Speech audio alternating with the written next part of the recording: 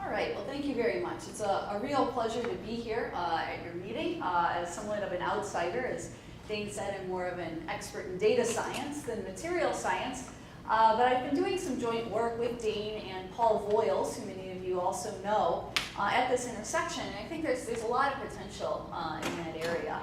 And in particular, I'm going to talk about the dark side of material science, where you start to encounter photon limitations in your measurements and microscopy data, and need data science to overcome the challenges associated with that. So here's one perspective on sort of the development or research cycle in material science and where data science can perhaps fit in. One way you can think about it is that you start with some material and you measure some of its properties, how well it conducts or how fragile or brittle it is. And you want to understand something about why it has those properties and how you can develop or synthesize materials with better properties. So you might start by collecting some microscopy data and using that microscopy data to understand something about the underlying structure, say the crystal structure of your material, or to do some modeling of the atomic structure of your material. And based on those models, you would try to design new experiments or new syntheses of materials, and then start the cycle over again. And the hope is that data science can aid in all of these tasks. Data science can help a lot with improving microscopy data acquisition modes and improving the way that we collect microscopy data and the way we process it after it's been collected. It can also help with determining different kinds of structures for noisy and corrupted data more efficiently than current mechanisms. And it plays a key role in experimental design problems in many different application domains. Now that said, this is not necessarily a trivial marriage of fields.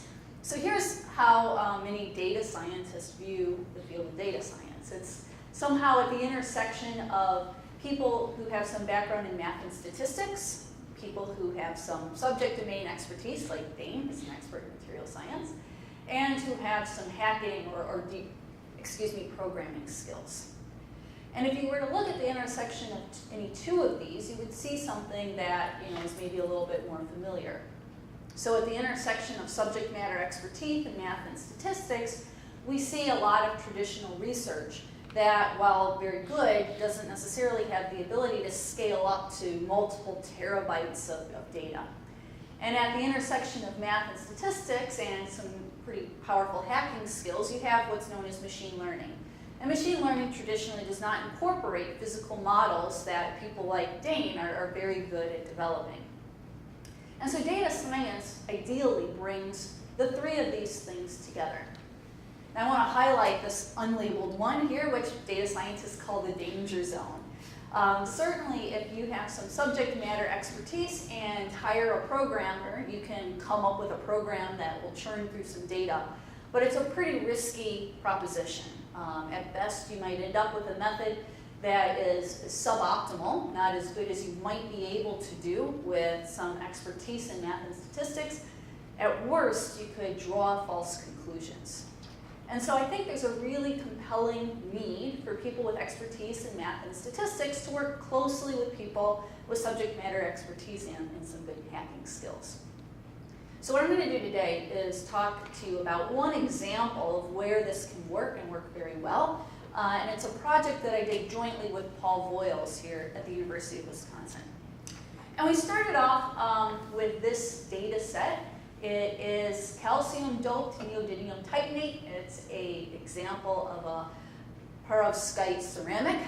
Dane was just talking about perovskites. And this data was collected using electron dispersion spectroscopy imaging.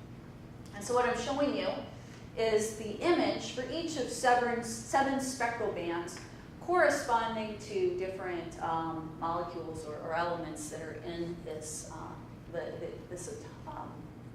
material.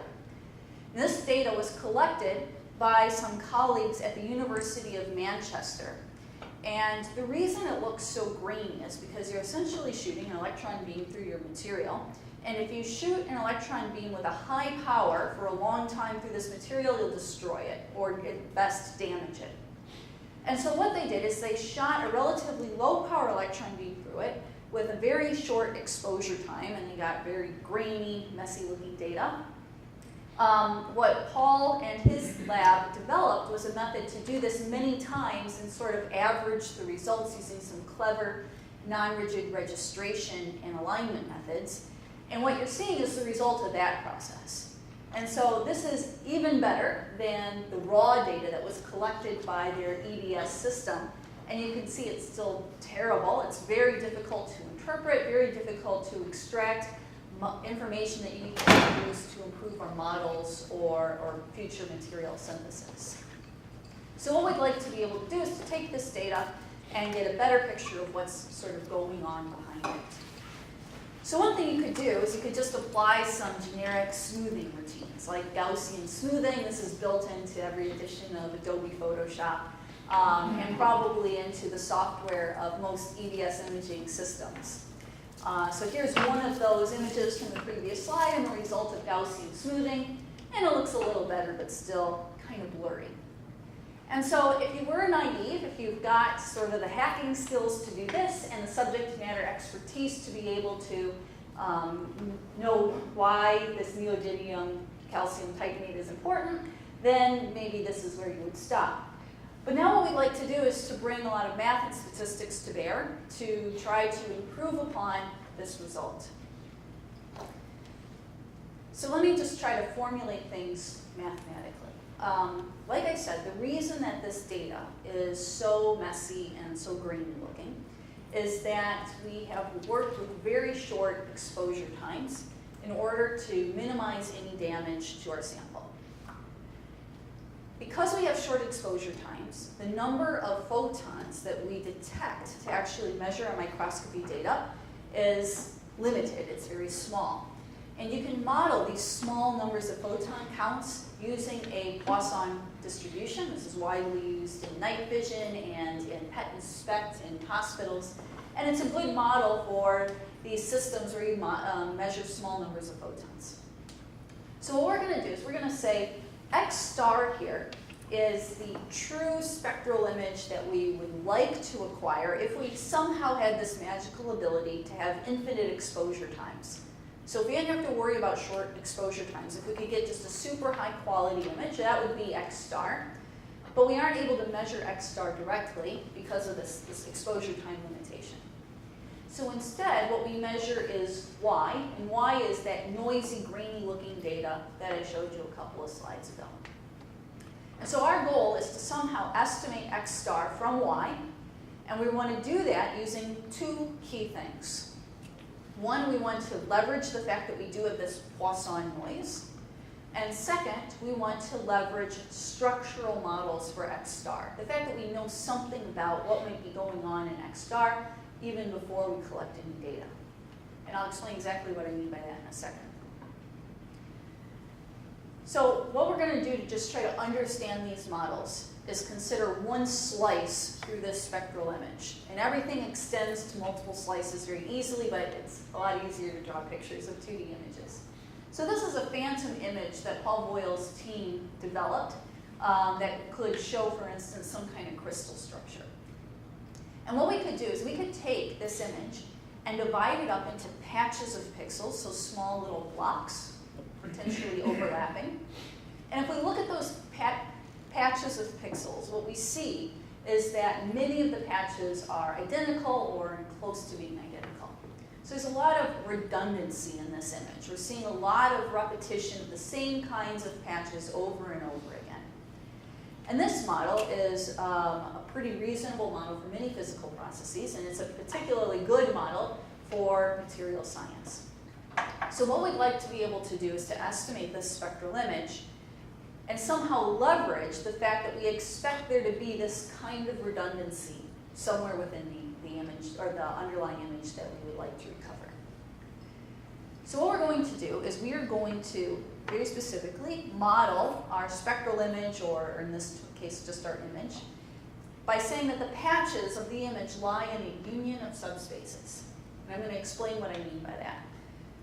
Before we go to a union of subspaces, let's just talk about a single subspace. The subspace model basically says that every patch in the subspace is a weighted sum of several representative patches. So here, I've got 4 representative patches. And on the left, I have 3 different patches that I could compute as weighted sums of those 4 representatives. So all I've changed from row to row are how big these weights are. And you can see I get very different looking patches. Patches that maybe look a little stripier, or patches that have this sort of downward diagonal pattern that isn't as strong in any of these. And so we see that we can represent a big variety of different patches using this small number of representatives. So if that were true for every patch in our image, then we would say all of our patches lie in a subspace, and we could try to develop methods that would remove noise from our data by exploiting this structure. Okay. So let's kind of look at this in another way, right? Because if we want to leverage this, we need a good mathematical model. And so what we're going to do is we want to leverage things like Fortran linear algebra algorithms. So we've got an image and we've chosen a patch, and now I've just zoomed in on that patch here. And now what I've done is I've what I call vectorized that patch. So the first, what is this, 5? The first 5 elements here is the first column of the patch, and the second 5 elements is the second column of the patch, etc. So I'm just stacking all the columns of the patch on top of each other. And then I'm going to concatenate all the vectorized patches in my whole image to form one giant matrix. And now what I want to do is I want to do something with this matrix to remove noise from it. So if my patches lie in a subspace, what I can do is I can say, well, there's going to be some nice linear algebraic structure to this big matrix. So let's call it big capital Y. So the subspace model essentially says that I can take that giant matrix Y of all my vectorized patches, and I can write it as the product of 2 smaller matrices. This first matrix U would contain vectorized versions of my representative patches, because remember we said every patch is a weighted sum of some representatives. So U contains all of those representatives, and V would contain the weights. So each column would correspond to one of the patches in my image, and would correspond to how much weight I give to each one of these representatives. So it's exactly like the picture I showed you, but now I can relate this model that I described with simple low-rank estimation of matrices. Okay, so now this is a nice idea. Unfortunately, it doesn't work super well, which is why we started talking about unions of subspaces, which is what we ultimately ended up using. So again, remember we had this sort of giant matrix with all of our vectorized patches. The union of subspaces model says that we can basically cluster the different columns in this giant matrix to come up with several smaller matrices. And for each of these smaller matrices, all the columns are in a single subspace. So it's sort of like saying all the green columns are a weighted sum of one set of representative patches. All the blue patches are weighted sums of different representatives, and all the red patches are weighted sums of another set of representatives. So it gives us a little bit more flexibility, and it gives us a little bit more power to do denoising. So we can also write this using linear algebraic constructs. The idea is similar to what we showed before, where we've got representative patches and weights. But now what we're saying is that here, these first 3 columns correspond to the representative patches for just the green patches. Here we have the representative patches for just the red and just the blue. And so if I were to look at any one patch, if I were to compute the weights for the representatives, I would have non-zero weights only for one set of representatives, not for all the representatives. So all of the little white boxes in here, in this picture, correspond to zeros. And what this means in the long run is that we've got many fewer degrees of freedom, which means that we can ultimately remove more noise from these images. Okay, so we've got fewer, essentially, parameters or unknowns to estimate with this model, yet it's flexible enough to capture the kind of physical structures that are actually present in these structures, and it ends up leading to a very powerful denoising algorithm. Okay, so now let's take this model and map it back to our original problem of removing noise from these EDS images. So what we're going to do, naturally, is take that noisy image or spectral image and divide it up into a bunch of patches. And then we're going to cluster those patches into groups. And there's lots of different clustering algorithms out there. And this is where some algebraic math and statistics can really be useful, because we can design clustering algorithms that that explicitly take into account the fact that we have Poisson noise here. And that gives a huge boost to the performance of these algorithms. So to figure out which patches belong to which subspaces in a manner that takes this Poisson noise model into account. Once we've done that, we've got these different sort of submatrices here. And for each one of them, we need to do this sort of decomposition. Normally, you would do that decomposition using principal components analysis or using a singular value decomposition. We do a variant of that that explicitly takes into account, again, the Poisson noise and leads to much better performance. So we're not overfitting to the really bright parts of the patches or underfitting to the dark parts of the patches, but rather we're taking the Poisson statistics into account so that we avoid that over or underfitting problem. And once we've done this PCA step, we've got a good sense of what the representative patches should be, and then we can estimate those patch weights using some sparse modeling and, again, Poisson likelihood. So let's just take a peek at this in action. Here's just a little toy data experiment, single image. This is the original data, and there's no dimness on the projector. It really is extremely photon limited. So the white dots correspond to locations where our detector actually received a photon. Now, an off-the-shelf approach that previously was considered state-of-the-art was to take this image and do something called the Anscombe transform, developed by statisticians, which basically says, well, let's sort of try to transform the Poisson noise to something that's a little bit more Gaussian. And that works reasonably well if you've got large numbers of photon counts, but when you've got basically 1 or 0 photons for every pixel, it works really poorly. But what they did is they said, well, let's take this Anscombe transform and then use some off-the-shelf image denoising method. And it does okay, but significantly more poorly than what you can get with this approach that we developed, this Poisson non-local PCA based on these union of subspaces models. Okay, so now in partnership with Paul Voiles, we applied this to that neodymium calcium titanate data that I showed you at the very beginning. So here at the top, I'm showing you exactly that original raw data, only I've colored the different spectral bands differently. And here we have overlaid the 4 different spectral bands. And you can see it's pretty difficult to infer something about the underlying structure. The second row here is showing the results of our denoising method and, again, the overlay. And this, first of all, exhibits structure that people like Paul says is pretty reasonable.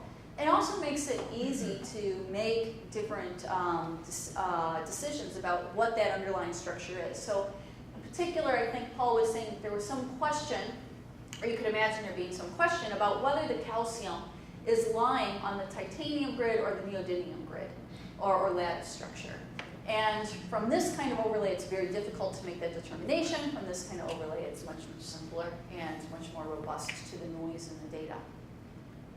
We can also kind of compare our approach, which is now in the second row here, with other methods that are out there and commonly used in EDS imaging. So this is just using PCA on image patches. And you can see it doesn't remove nearly as much noise because they're not using this union of subspaces. So they've got many more parameters or unknowns that they have to estimate from their noisy data. And so as a result, they've got more noise in those parameter estimates, leading to these noisier image estimates. Here is a method called non-local means. It's very popular. It's maybe even gaining ground in material science, but you can see that it's not able to compete with something like the non-local PCA. And finally here is BM3D, which at least in classical image denoising problems is considered the state-of-the-art and has been for several years. But you can see that it does not effectively take into account the Poisson noise and our model of the kind of structure among the patches in the image. Okay, so I had a couple of examples of these ideas in other contexts. I don't know how I'm doing for time. Okay, then I will just show you one final phantom experiment. Because one thing that people ask me is, well, you know, your toy example showed these patches which not only were similar, but maybe exactly the same. And so if I've got a structure where my patches are similar and not exactly the same, will this method still work? And so we, together with Paul, conducted a phantom experiment where we generated some phantom data where for each different experiment, the neodymium lattice was the same, the oxygen K alpha, and the titanium K alpha lattices were the same, but we varied the calcium K alpha lattices. So here you can see what happens if we originally have a uniform calcium K alpha lattice. Here's the noisy data, and we recover that lattice pretty accurately.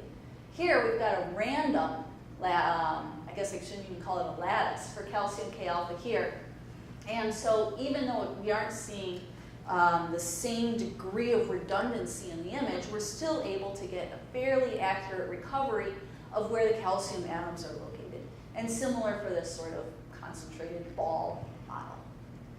So with that, I would just like to reiterate that I think there's really a lot of potential at the intersection of data science and material science.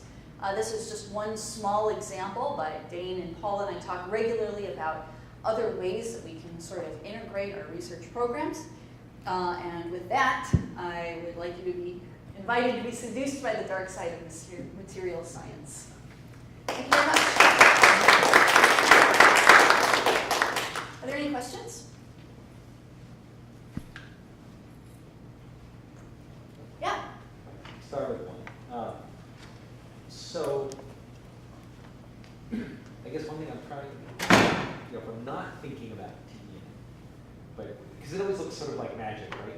You somehow represented everything as pieces of itself. You sort of discovered these subspaces without even knowing what they were, right? Right. And then sort of use that to rebuild the image, and then you use statistics for everything and so on. So I guess I'd ask maybe two separate questions. One is, when you do that and you find those subspaces, which I guess are somehow the things that are repeated, they're the sort of fundamental pieces, is there any physical interpretation of those? Can you look at them and say, yeah, these make sense. These are units I would expect.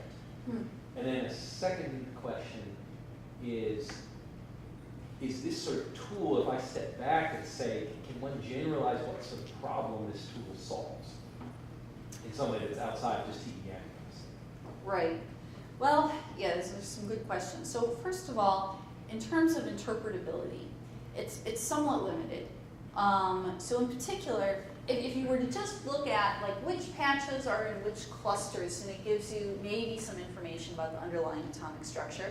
But in terms of like what exactly my representative patches are, no. Because there are many different ways to write this product U and V that all give you the exact same Y, but are off by different scaling factors or just different bases of the same space essentially. And so it's a little bit difficult to say much about the individual columns of U, except that what subspace they're really spanning, which maybe is getting a little technical. But the long answer is it's not a unique way to do this, and so it's difficult to really attach a strong interpretation to it. In terms of generalizing what problems this is applicable to, I guess what I would say is that throughout data science, there's this theme that many times we have very noisy data or missing values or huge sets of data, and we're only really able to make headway if we can find some sort of low-dimensional structure. So even though I might have millions of unknowns, if I can sort of boil this down to a problem where I've got a reduced number of unknowns, then great. And in the old days, we would do that via coming up with parametric models. And that was pretty limiting. In modern data science, we're trying to come up with non-parametric models that are nevertheless very easy to work with from a computational perspective. And the more you can do that in any domain, the more robust you're going to be to noise and missing data or very high dimensional problems. So if I have sampling of parts, say from a manufacturing process, and I'm trying to figure out failure rates or something, I have limited data. Is this the kind of thing where you might be able to tell me what the right estimate is in some smart way to gather more information than one might get from a simple statistical analysis? Yeah, so you've got n different examples of parts that you've manufactured. Some failed and some didn't. And for each of those parts, you've got p different measurements that you collected. And so people often will talk about the small n, big P problem. I've got p different variables. I don't know which of them are important. And I've got n different examples that I can learn it from, but that n is kind of small. So in general, that's an underdetermined problem and hopeless unless you can assume that there's some of this sort of underlying low-dimensional structure. And when there is, then you actually can learn what might be what features are most related to the failures. Yeah. Yes? So can this kind of technique be applied to situations where you have an instrument that has a detection efficiency that's less than 100%? And I have a particular question in mind. I kind of wish Tom Kelly was here. There's a new instrument called local electron atom probe, and the detector, I think the efficiency may be 50% or 60%. And they come up with an upgrade, bring the efficiency up to 80%. The new piece of equipment might be like $3 million. So if there's a way to take the current technology and get the efficiency up without having to spend millions of dollars, that would be beneficial. So yeah, that's a good question. It really depends, though, on what this lack of efficiency is coming from. So if it's just that for every photon coming out of your sample, there's a 50% probability of us actually detecting it, and it's totally independent of anything else. We just either detect it or we don't by some coin flip. Then yes, these models and these ideas can definitely help. If on the other hand, there's some sort of systematic unknown reason for why some photons are detected and others aren't, like things that are maybe, like with the atom probe tomography, you've got that sort of needle point, and so if it depends on whether they're close to the top versus close to the side, so that there's some systematic notion or some systematic behavior underlying that efficiency, then that's much, much more difficult to account for. It's possible, but you have to be much more sophisticated than what I've described here. So you have an approach to address that? No, I mean, I'm familiar with some of the atom probe stuff, but I have not talked with Tom about some of the efficiency stuff, and maybe it's a good fit. The efficiency that it improved is primarily geometric in terms of the detector structures itself. Okay, there may be something in terms of fluctuations when the ion hits the first part of the channel plate and then it goes into a two-dimensional detector. So the position of the cloud in the detector and the statistics of how many electrons are collected is part of it. But the biggest advance has been making more of a solid angle for getting the ions into the